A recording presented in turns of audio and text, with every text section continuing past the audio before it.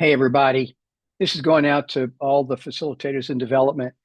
John here. Sorry, I haven't shaved in a couple of days. I've been thinking a lot about us, about the EDI, the LDI, and with everything going on in the world now, I've been personally struggling with finding any source of optimism or hope. Things are, I don't know about in your country, but in my country, America, my one of my two countries, things are not the way they ever have been before. The some of the things that have made us America are, in my opinion, looking at it in my world, are being intentionally broken apart by our current president. And he's also broken ties with Europe. He's breaking ties with Asia. It's just a very scary place to be. And the other day, it occurred to me that that makes what we do in our personal development, leadership development, what you're doing in your coaching, in your consulting, whatever work you're doing, whatever your mission statement says. Mine, transforming the world at work. Well, come on. I mean, if that was ever needed ever before, it's needed more than ever now. So I just want you to know that I believe the work that we're all doing, whether it's going well or not well, whether we're making lots of money or not making lots of money, whether there's lots of people in the room or not so many people in the room. My first book was on the parables of Jesus, and a couple of parables come to mind here. The shortest parable was one where he said, a farmer goes out and sows his seed, and then he goes to sleep at night. While he's asleep, the seed is growing. End of story. Now, what I take away from that story is that the farmer, while he was asleep, he wasn't worrying about his field. He wasn't planning, strategizing, doing anything with his hands, or he had nothing to do with what was happening in that field.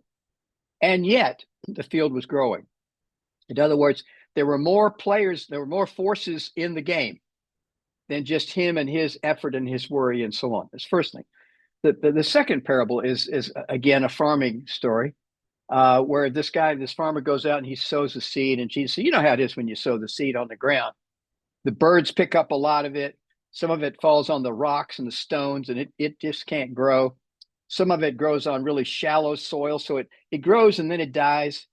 But the soil, the seeds that goes on the good soil, even though it may not seem like much, like it maybe doesn't look like a very high percentage, quite often the harvest from that group of seeds is more than the farmer ever could imagine.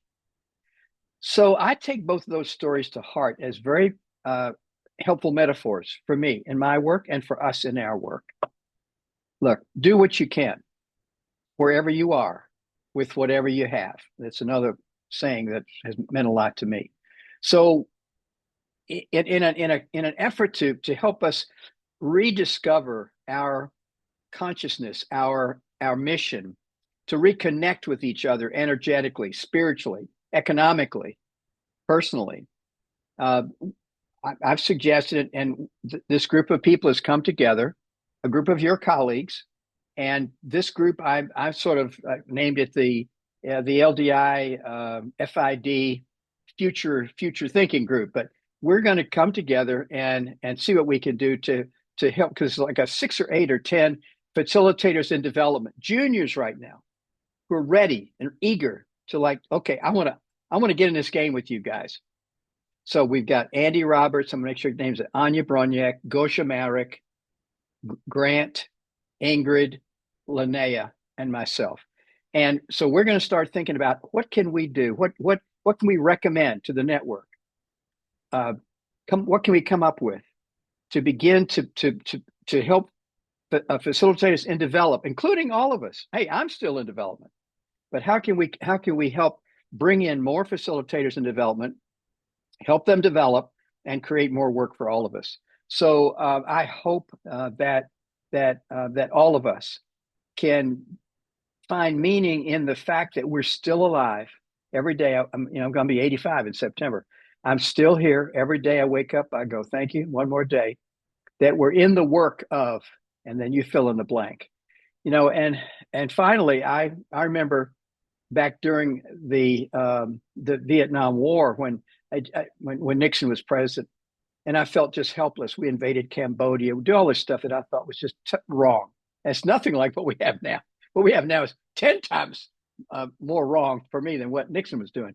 But I remember thinking, okay, I have this little congregation. I was a Lutheran chaplain at Cornell.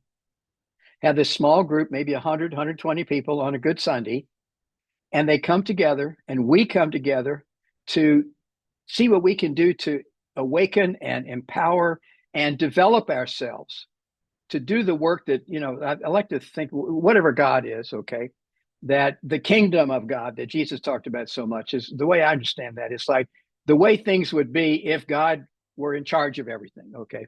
So the dream, God's dream for the world, okay, forget God, but what would be the best dream for the world? That's what we're contributing to. And I just said, I'm just going to work within my circle of influence, right?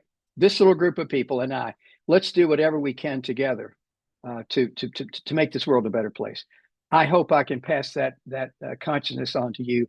And, I dropped this out there like a pebble in the stream. I hope it doesn't go like a stone in the ovshanka in the oatmeal, bloop, and there's no response. I'd love to hear your response when you receive this, no matter how positive or negative. Take care, everybody. And when hope is gone, just begin to chop wood, carry water, and work inside your own circle of influence where you still have agency. You're still important.